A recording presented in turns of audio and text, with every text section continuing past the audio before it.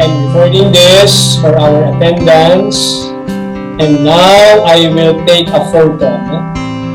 Okay, 1, 2, 3. Okay, another one. Last photo. 1, 2, 3. Good morning to all. We are already on the 4th Saturday on the basic teacher training course on the Billings ovulation method. No? So the first session today would be using the slide rule to teach hormones. So what are the hormones that we will be dealing for today? So we will be talking about the hormones estrogen and the hormones progesterone. So these are the two ovarian hormones. Take note. These two hormones are not coming from the pituitary gland. These hormones are coming from the ovaries. That's why these two hormones are commonly known as ovarian hormones, coming directly from the ovaries. No? So let's start. During the days of menstruation, if you have the slide rule, take note that both estrogen and progesterone are low. There are occasions wherein estrogen will begin to rise during the days of menstruation, but usually estrogen and progesterone are both low during the days of menstruation. Estrogen will only begins to rise if there will be an early ovulation that will be taking place during the days of bleeding.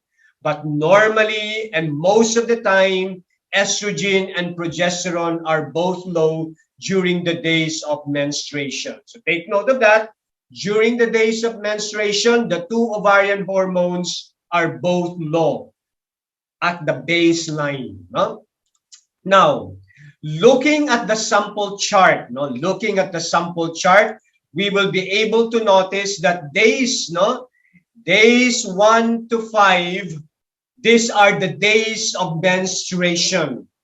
And during the days of menstruation, take note, the two ovarian hormones are both low. These are the estrogen and the progesterone. Okay, so take note of that. Now, after menstruation, you will have now the period of what we called the BIP, the basic infertile pattern. During the days of BIP, both estrogen and progesterone are low. No? There is no rise of estrogen. There is no rise during the days of progesterone. So during BIP, when we speak of the two hormones, the two ovarian hormones, these two hormones are both low during the days of dry after menstruation, or we call it what? The basic infertile pattern. Okay, so let's continue to the next phase of the cycle. But by the way, let's have a sample chart. Days 6 to 10, these are the days of the BIP of dry. No? And during the days of the BIP, take note that both estrogen and progesterones are low.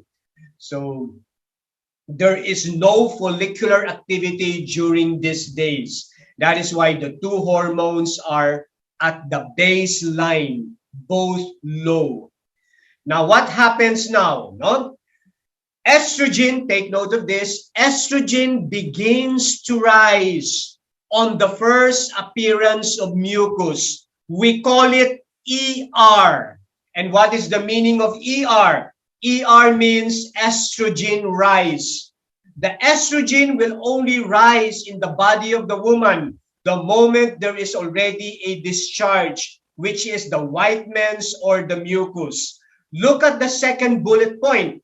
It continues to rise, making the mucus secretions change from sticky, going to wet, and ending with a slippery sensation. The reason behind there is a change in the characteristics of the mucus, starting from a sticky, moving to a wet sensation, and ending with a slippery sensation. It is because of the continuous rise of estrogen during the changing pattern of fertility. Is this clear? Okay, no? So take note of that. That estrogen begins to rise on the first appearance of mucus. We call it ER, estrogen rise. And it continues to rise, making the mucus secretions to change to what? To a what? From a sticky going to wet and ending with a slippery sensation. And the last bullet point, take note of this. Progesterone is at the baseline, at low level during the changing pattern of fertility. It is only the estrogen that will rise and continues to rise until it reaches the highest point. Okay, so let's have a particular example, a chart. Estrogen begins to rise on day 11. So at day 11, ER, estrogen rise, and it will continue to rise. And because estrogen is rising, mucus now will develop from a sticky, moving to wet, ending with a slippery sensation.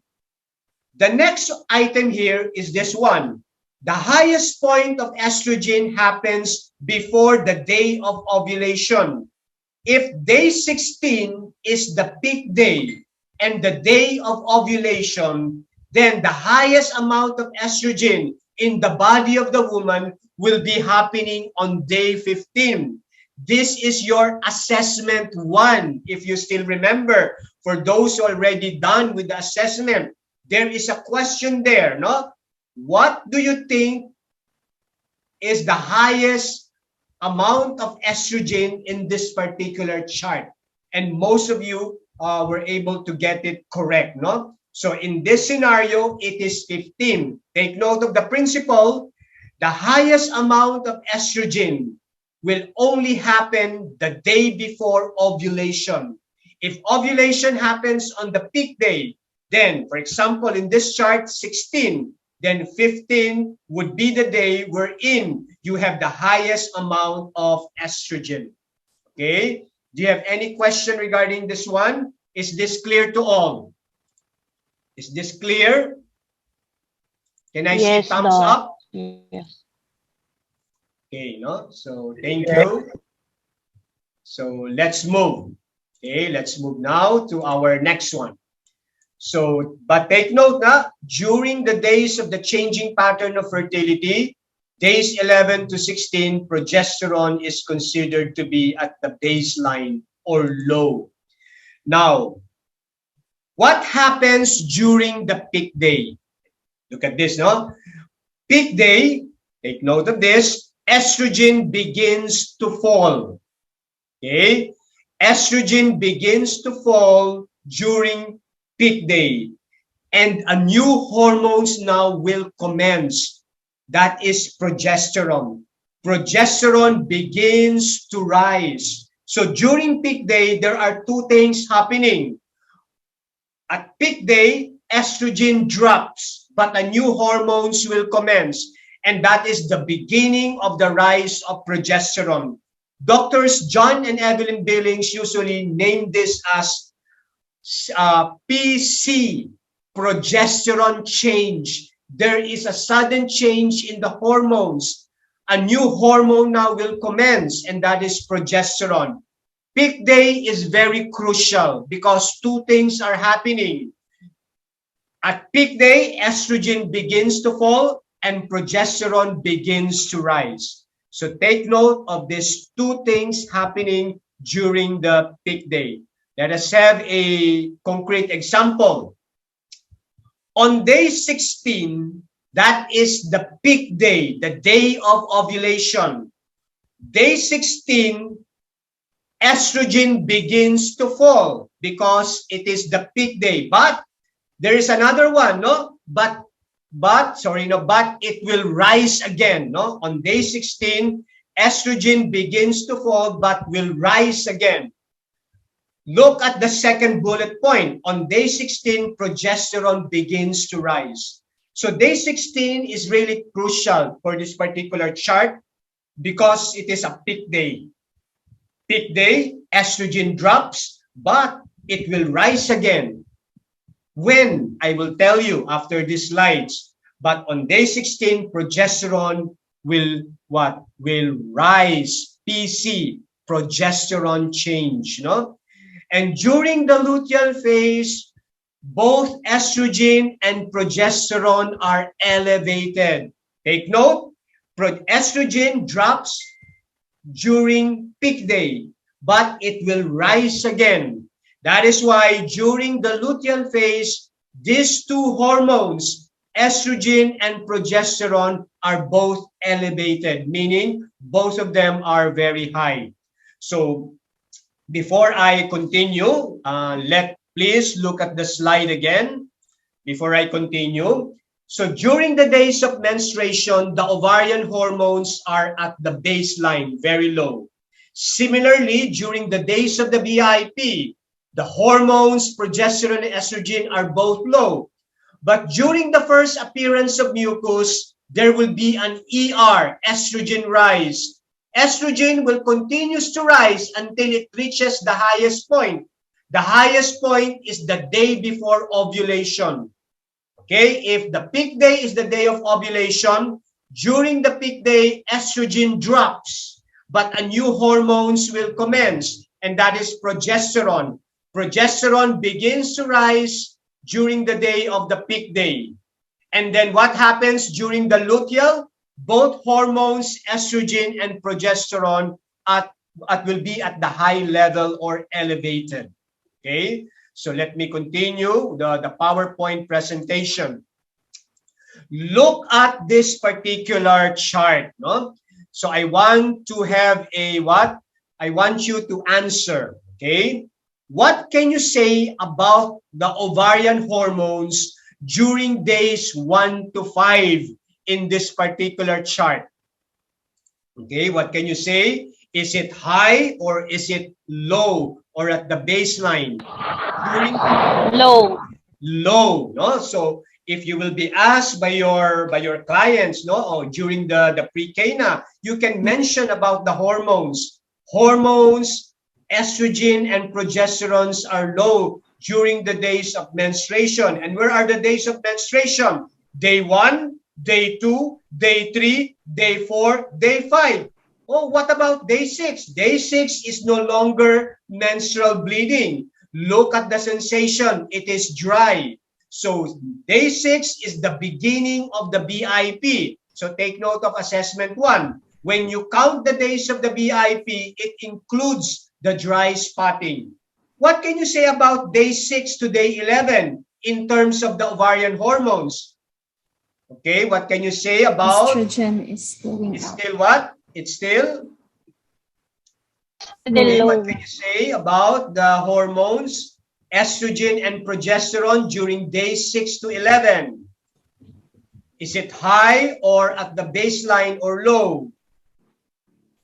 Anybody? The baseline. So baseline, so it's low. Thank you, Dr. Joy. And when is the beginning of the ER or estrogen rise? Estrogen begins to rise at what day? Day 12. Day 17. 12. Okay. Day 12 is the beginning of the rise of estrogen. Now, what particular day in this chart wherein the estrogen is at the highest concentration? Will be at day 17. Day 17. Thank you, Dr. Joy. Take note at day 17 because the definition tells us that the highest amount of estrogen is happening the day before ovulation. And ovulation usually takes place during the peak day. And the peak day is day 18. So 17 is now considered to be the highest amount of estrogen. So estrogen begins to drop on day 18, but it will rise again. But the new hormones will commence. Progesterone will begin to rise on day 18. Okay? And both estrogen and progesterone will be elevated during the days of the luteal phase, no, until 30. Now, let us try to look at the studies conducted by Professor James Brown regarding ovarian hormones. So try to look at this one. The color blue is the estrogen. The color yellow is the representation of the progesterone. So Professor James Brown, no, collected urine sample throughout the chart in order to identify the movement of estrogen and progesterone in a normal fertile cycle. Okay, look at first at the blue line. The blue line is very low during the days of menstruation and BIP. Okay? Look at what we call this. Look at the rise of estrogen.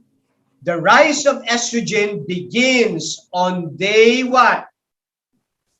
Day 12. Look at the estrogen, no? If you can see the, let me use a, what we call this, a laser pointer, no? So this is the beginning of what we call the rise of estrogen, which falls on day 12.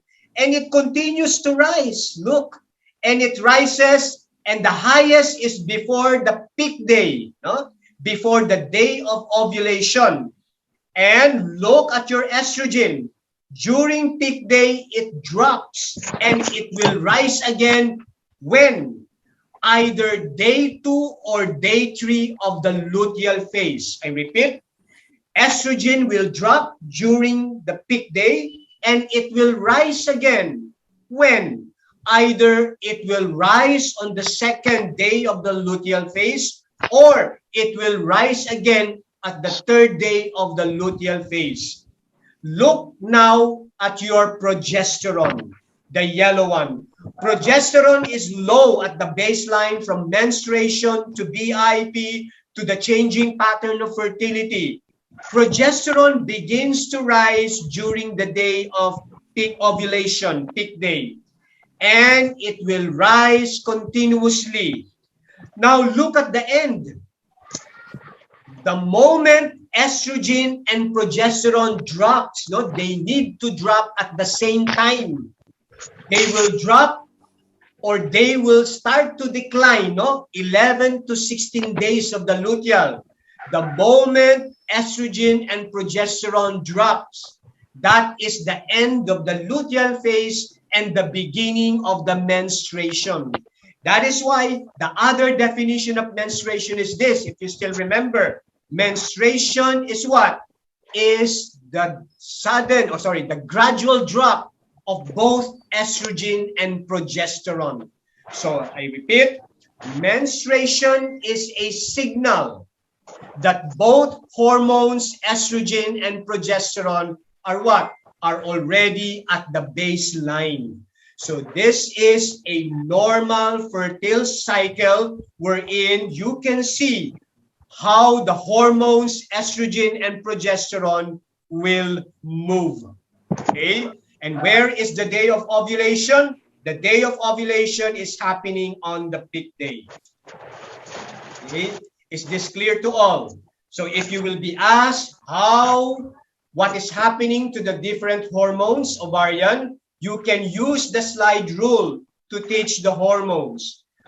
Menstrual bleeding, the hormones are at the baseline, ovarian hormones, estrogen, progesterone. During the days of the BIP, estrogen and progesterone are at the baseline. Estrogen begins to rise at the first appearance of mucus. It will continue to rise until it reaches the highest point. The highest point is the day before ovulation. Okay? And then during the peak day, estrogen will drop and will rise again, either day 2 or day 3 of the luteal phase. But the progesterone is at the baseline during mens, during BIP, during the changing pattern of fertility.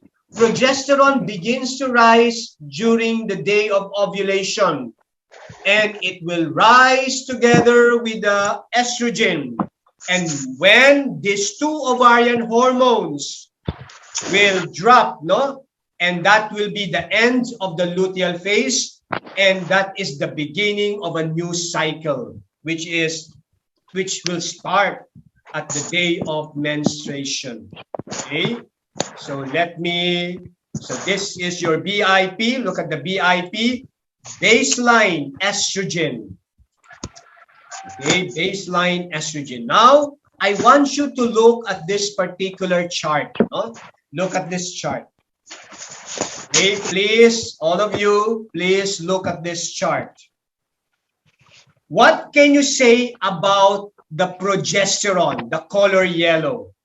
Look at your progesterone. Anybody from our class? What can you say about the progesterone?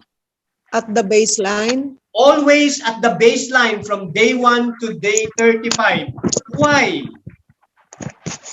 Because of what reason?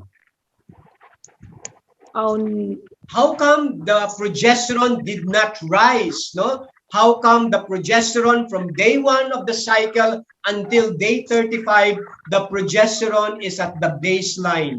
Why?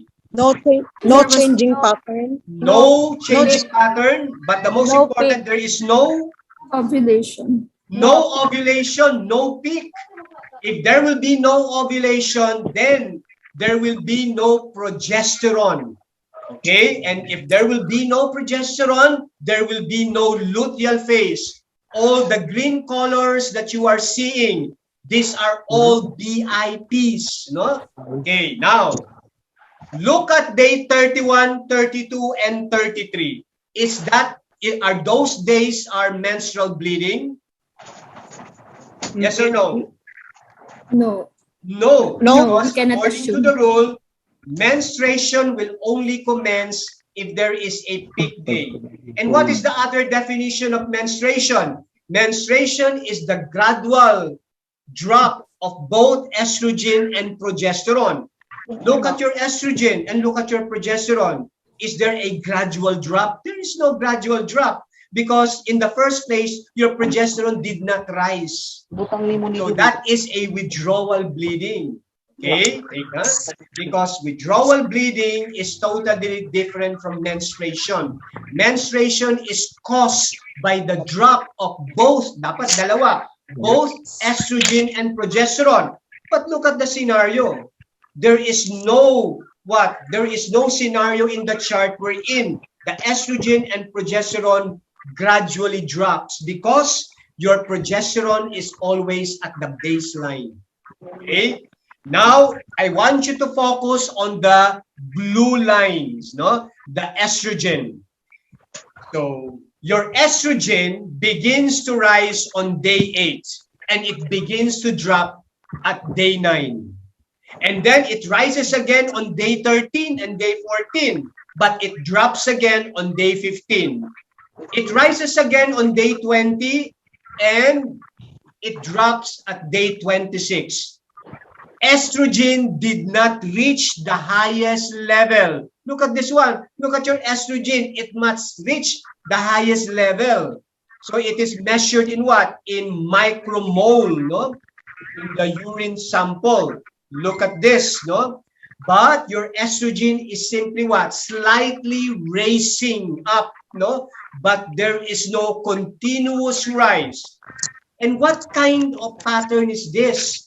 This is an irregular pattern.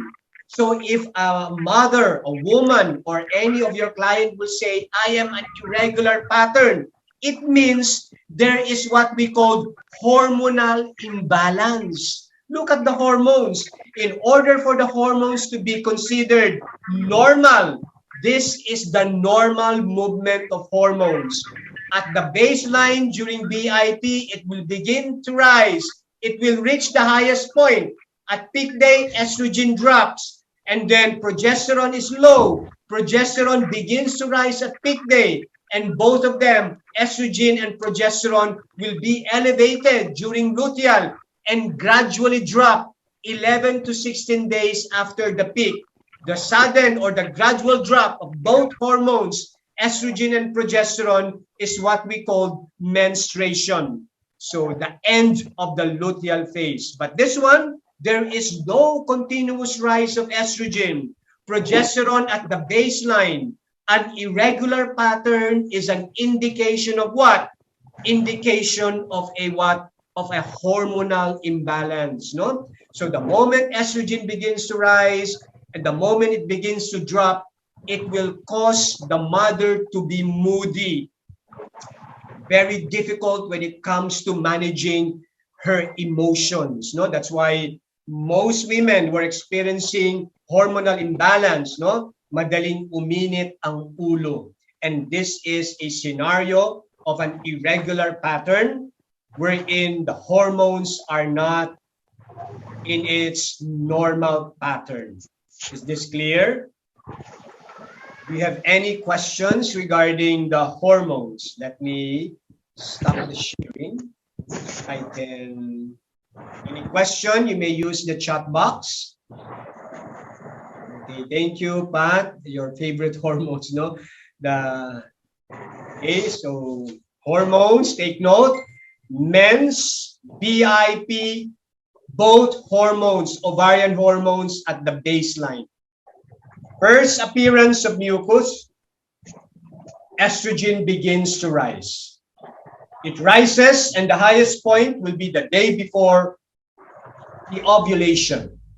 During the peak day or during the day of ovulation, estrogen begins to drop, and the new hormone will commence, and that is your progesterone.